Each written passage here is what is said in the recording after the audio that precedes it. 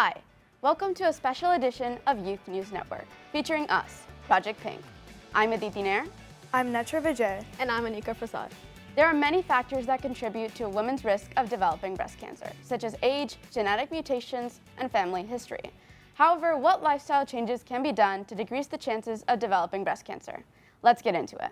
So before we begin, I'd like to note that we are not medical professionals and this is not medical advice. So I would say diet is one of the most important factors when it comes to reducing your chances of getting breast cancer. And in diet, it's really important that you have a balanced diet, like a healthy diet, making sure you're eating your fruits and your vegetables.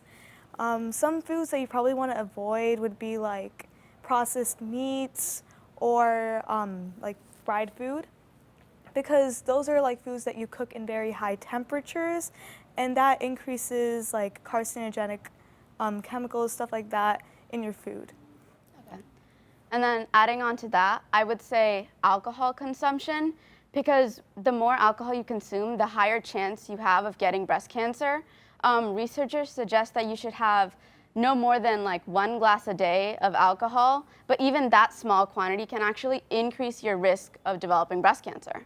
I completely agree. And another one would also be like eating too much sugar, because that feeds on the cancer. That spreads it even more. So that's a very important risk factor that we should probably decrease, because yeah, we like sugar and it's fun to eat, but we really need to reduce our intake. I like to add on to Netra how you talked about having a healthy diet. It's also important to exercise with that and maintain a healthy weight, because with the increase of like fat or weight, you have an increased production in estrogen, which thereby like it increases your chances of having breast cancer. Right.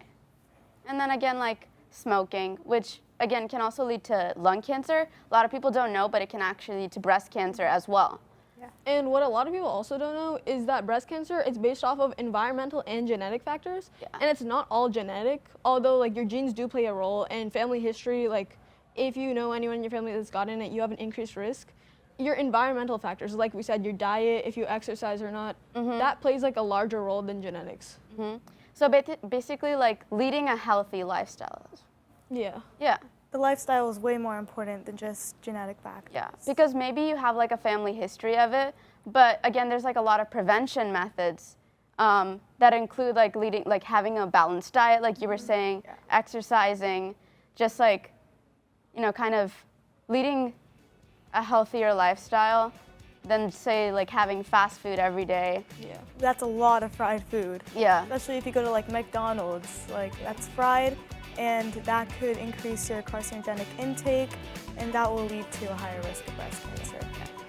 Well, I think that about sums it up. To watch more of our conversations, tune in to Youth News Network.